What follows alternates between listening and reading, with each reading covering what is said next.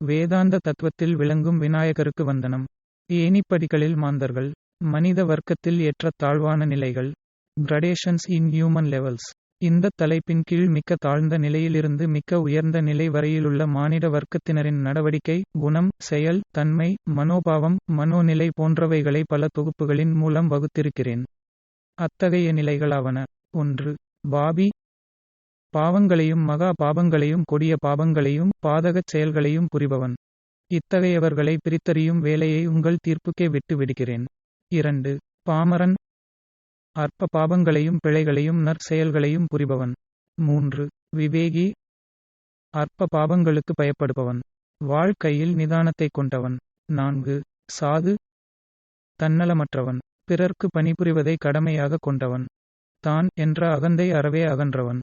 பொதுவாக சாது என்ற பதத்தை நம்மவர்கள் குறிப்பிடும் பொழுது அசடு, மந்தன், நல்லவன் போன்ற பல கருத்துக்களை பெந்தர்ப்பங்களை அனுசரித்து பயன்படுத்தி வருவதுடன் விபூதி ருத்திராட்சத்தையோ நாமம் துளசி மாலையையோ தரித்து ஓரிடத்திலமர்ந்து இலவச பிஷை ஏற்று வருபவர்களையும் சாதுக்கள் என்ற பதத்தால் குறிப்பிடும் வழக்கத்தையும் ஏற்று வருகிறார்கள்.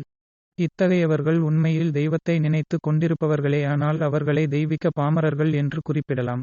ஆனால் சாதுவின் நிலையினராக நான் குறிப்பிட்டிருப்பது அத்தகையவர்களையல்ல. எனவே என்னால் விளக்கப்பட்டிருக்கும் தன்மையை கொண்டவர்களைத்தான் சாது என்ற பதத்தால் குறிப்பிட வேண்டுமே தவிர அத்தகைய தன்மைகளனைத்தையும் ஒருவன் அடையாத வரையில் அவனை பொது என்ற நிலையில் இயங்குபவனாக கொண்டுவிட முடியாது. சாது மிரண்டால் காடு கொள்ளாது என்ற ஓர் பழமொழியை கொண்டிருக்கிறோமே, அந்த பழமொழி இத்தகைய சாதுவைத்தான் குறிப்பிடுவதாகும். 5. சிறந்த விவேகி. தூரத்ருஷ்டியை கொண்ட புத்திமான், மான் ஆஃப் விஸ்டம். தன்னை அண்டியவர்களுக்கு யுக்தமான யோசனைகளை அளிப்பவன். சிக்கலான பிரச்சனைகளில் நீதியை தெளிவாக்குபவன். வேதாந்த மனப்பான்மையுடன் வாழ்க்கையை ஏற்பவன். 6. முற்றின விவேகி அல்லது உலகைத் துறந்த துறவி. குடும்பத்தை கொண்டாலும் கொள்ளாவிட்டாலும் குடும்ப பாசத்தையும் உலக பாசங்களனைத்தையும் அகற்றியவன். செயல் வேதாந்தி. Absence of all ones is happiness என்றார் ஓர் மேதை. அத்தகைய வற்றாத இன்பத்தில் வாழ்பவன். இவர்கள் ஆத்மாவைப் பற்றியும் ஆத்மீக நிலையை பற்றியும் விளக்கம் கொடுப்பதும் உண்டு. முற்றின விவேகிகளில் சிலர் இல்லங்களை அகற்றி நினைத்த இடங்களில் அமர்ந்து எவரிடமும் உரையாடாமல் வலுவில் வரும் அற்ப பிக்ஷையை ஏற்று இயங்கி வருபவர்களாவர். இவர்கள் தங்களை அண்டி தரிசிப்பவர்களை நெருங்கவிடாமல் ஏசித்தள்ளுவதுமுண்டு. இத்தகையவர்களை பழுத்த விவேகி என்று கூறலாம். இந்த இரு விவேகிகளும் உலகை மாய்க்கையாக காணும் துறவிகளல்லர். ஆனாலும் தெய்வங்களையோ கடவுளையோ ஸ்மரிக்காதவர்களும் அல்லர். 7. தெய்வ விவேகி. இவர்கள் ஓர் பிரத்யேகமான நிலையினர்கள்.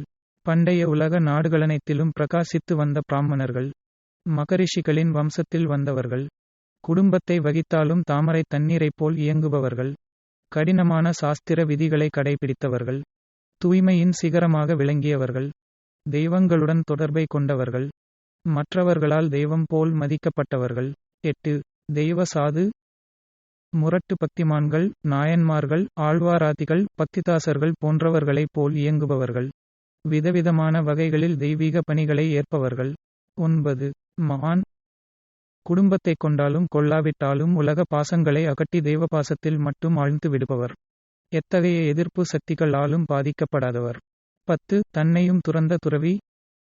தெய்வ பாசத்தையும் அகற்றியவர். ஆத்மீக சக்தியை அடைந்தவர்.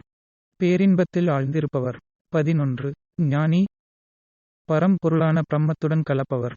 என்னுடைய தொகுப்புகளை பார்த்த மாத்திரத்தில் நாம் எந்த நிலையில் இயங்கி வருகின்றோம் என்ற அவாவை ஆர்வமுள்ளவர்கள் ஏற்காமலிருக்க முடியாது. ஆனால் இந்த தொகுப்புகளை மேலெழுந்த வாரியாக நீங்கள் வாசிப்பீர்களேயானால் உங்களுடைய நிலையை உங்கள் விருப்பத்தின்படி முடிவு கட்டலாமே தவிர குறிப்பாக எந்த நிலையில் இயங்கி வருகிறீர்கள் என்பதை தீர்மானமாக நிர்ணயித்து கொண்டுவிட முடியாது. உதாரணமாக, ஓர் முரடனிடம் அகப்பட்டு கொண்ட ஓர் ஜேப்படிக்காரன் தூற்றுபவனை அடிபணிப்பவன் சாது என்ற வரியையும், ஓர் சங்கீத வித்வான் தெய்வ லீலைகளை புகழ்ந்து இசைபவர் மகான் என்ற வரியையும், ஜீவனத்திற்கு தடுமாறும் ஓர் தரித்திரன் உலக போக்கங்களை மறந்தவர் மகான் என்ற வரியையும், தெய்வங்களை நிந்திக்கும் ஓர் அந்நிய மதத்தினன் தெய்வங்களை வணங்காதவர் துறவி என்ற வரியையும், படுத்த படுக்கையிலிருக்கும் ஓர் நோயாளி மருந்தை போல் ஏற்கக் கூடியவர் துறவி என்ற வரியையும், பெரும்பாலும் போதையில் ஆழ்ந்திருக்கும் ஒருவன் குடும்ப பொறுப்பில் கருத்தற்றவன் முற்றின விவேகி என்ற வரியையும், பிள்ளைப்பேறு இல்லாத ஒருவன் சந்ததியற்றவர் துறவி என்ற வரியையும், முழுச் சோம்பேறியாக இயங்கும் ஒருவன் சும்மாயிருப்பவர் ஞானி என்ற வரியையும் மேலும் இவைகளைப் போல் அமைந்திருக்கும் சில வரிகளையும் காண நேரும் பொழுது ஒவ்வொருவரும் ஒவ்வொரு உயர்ந்த நிலையை தத்தமருக்கு அனுகூலமாக பயன்படுத்திக் கொள்ளக்கூடும்.